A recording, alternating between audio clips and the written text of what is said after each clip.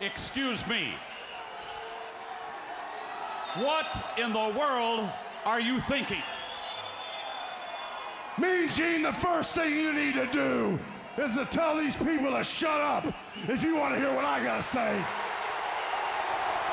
What up, y'all? It's KMB, the sexy ninja, in the place to be for a Paper Saber universe, and we're gonna talk about Ring of Honor, episode 16, June 15th, 2020 edition. Kreese, Riccaboni, McGinnis on commentary. I don't know if I stress this enough. Like, I love Ring of Honor. I want to have Ring of Honor succeed. I want Ring of Honor to keep going, and just because they have some talent here that don't go up to AEW, maybe once in a while, maybe AEW Dark or something like that. But I want Ring of Honor to thrive and survive.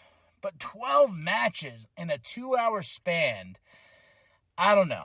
It just seems like it's a lot. We don't get the storytelling of the program. We have little things here and there, like Kiera Hogan and Athena's storylines getting great. We're going to get a big match next Ring of Honor and stuff like that. But, and I want some progression with the titles, the Pure Championship. I know they have Daniel Garcia going after Juan Shibata and stuff like that. But, no Claudio. We had the build of Claudio and Eddie at Dynamite, when Eddie Kingston came out. But it's just like, where's that? Where's I know we have Samoa Joe on here, but where's the champ, Where is our Ring of Honor champion? He's not over here on Ring of Honor. They put him in when they put him in. And when it just comes down to 12 matches is a lot. It's a lot to take in, and in some matches, I'm just like, okay, I'll just check this out. Some matches you won't check out. It's a back and forth type thing in my brain that I just don't get. But we started off with Matt Sydal and then Samoa Joe promos for the Ring of Honor TV Championship match.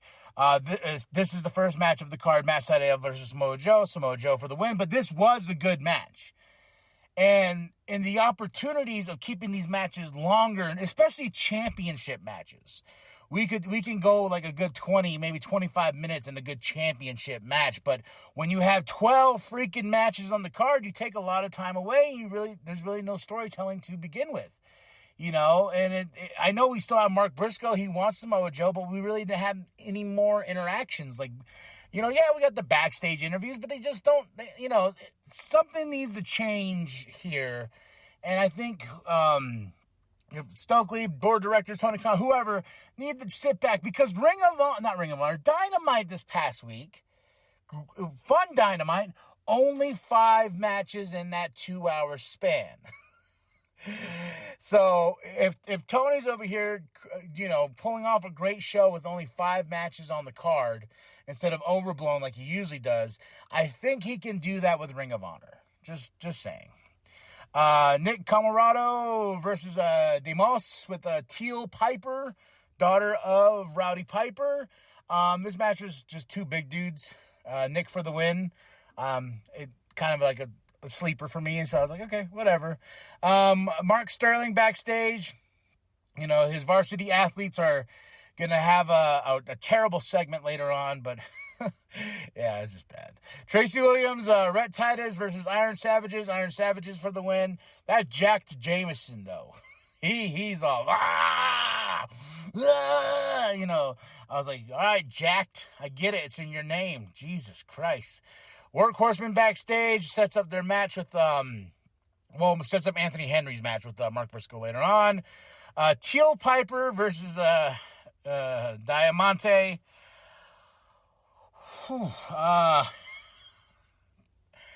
Holding a legacy of being the daughter of Rowdy Piper is a big one. Upholding his legacy in that ring. This match was garbage. I could tell Diamante was getting really pissed off. Like, she should, some real shots at Teal. I don't know what was going on. Like, Teal just did not look good in this match. Like, at all. Diamante for the win, but I was cringing pretty much the entire time because just spots, a lot of botched spots. I don't know. This was just a really bad match, and I feel like Diamante took it out on Teal just because she knew it wasn't really going anywhere, So, but we have our match with Tony Nese versus Serpentico. This promo, whatever they kicked off before the match, it was dumb. They're like, varsity athletes, we want to make you exercise. We're underrated. We do fat sloths. Then he goes, group exercise. And I'm like, come the fuck on. let's get through this, man. Tony Nese for the win. But, it was just one of those segments. I'm like, this is what we're giving our time to. This.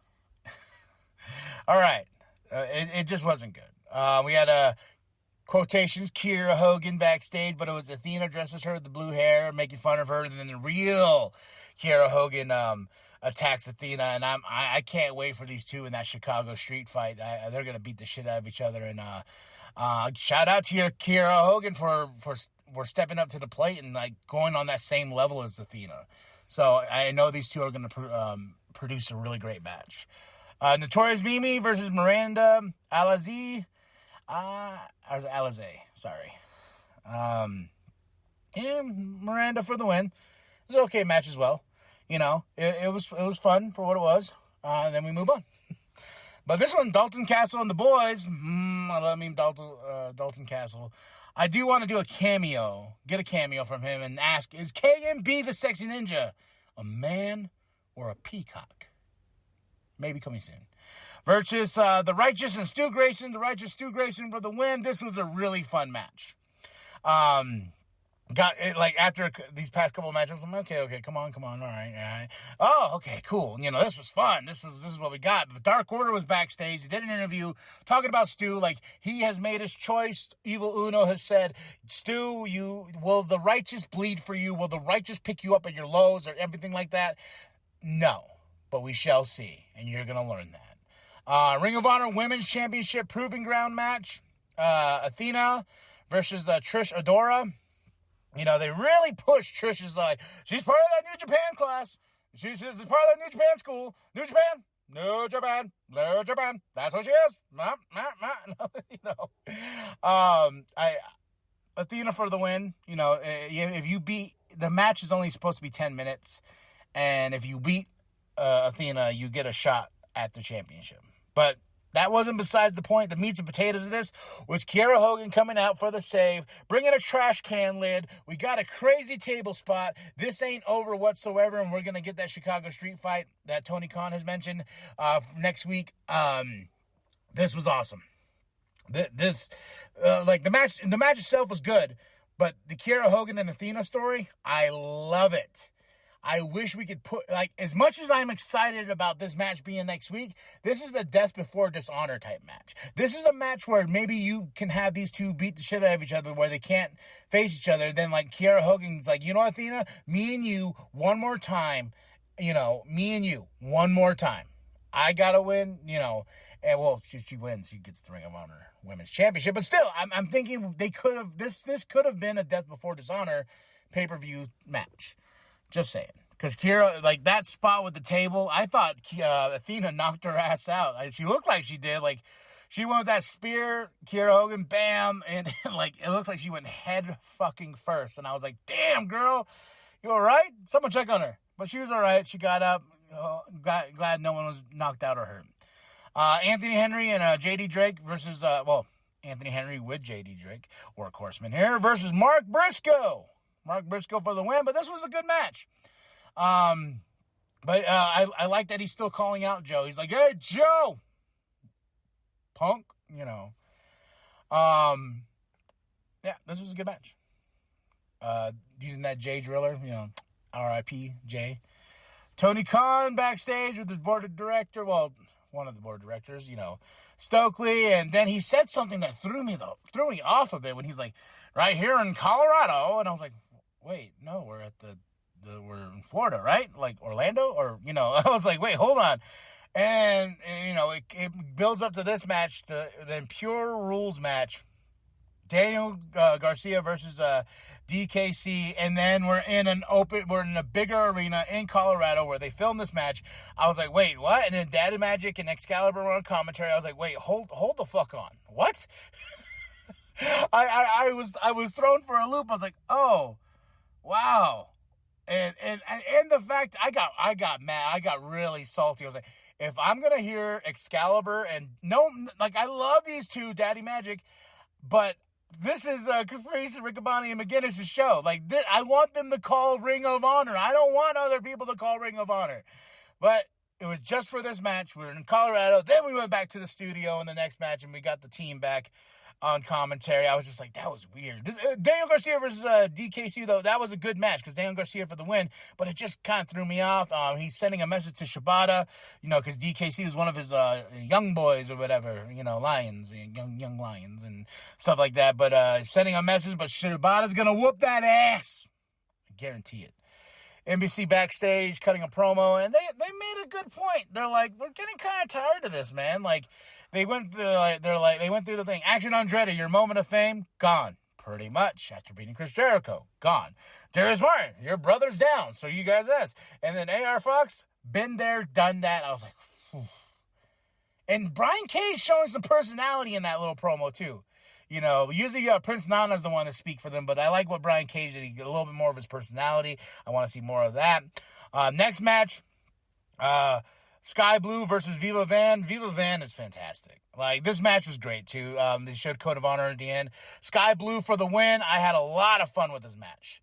And this is where we got back to being in the studio and everyone's back on commentary. So, really fun match. I hope Sky Blue has another opportunity to face Athena or another opportunity to face Toni Storm for that championship because, I felt like those two had a great match, and they can even have a greater match. I think we need to pull the trigger on Sky Blue at some point, either get the Ring of Honor championship at her or a potential AEW Women's Championship. Something, because she's really talented, and I love Sky Blue. And now, the main event, the Ring of Honor 6-man tag team championship match, Mogul Embassy versus AR Fox, Darius Martin, Action Andretti. Awesome. But Mogul Embassy for the win. Really predictable, because I'm just like, I don't see these three dethroning these three. I don't. Mogul Embassy is a force to be reckoned with, and I feel like, I think Swerve should have won the title against Orange Cassidy from his match for the International Championship because, bringing gold to the Mogul Embassy, while your other people in the Mogul Embassy have gold. They have championships, so, yeah.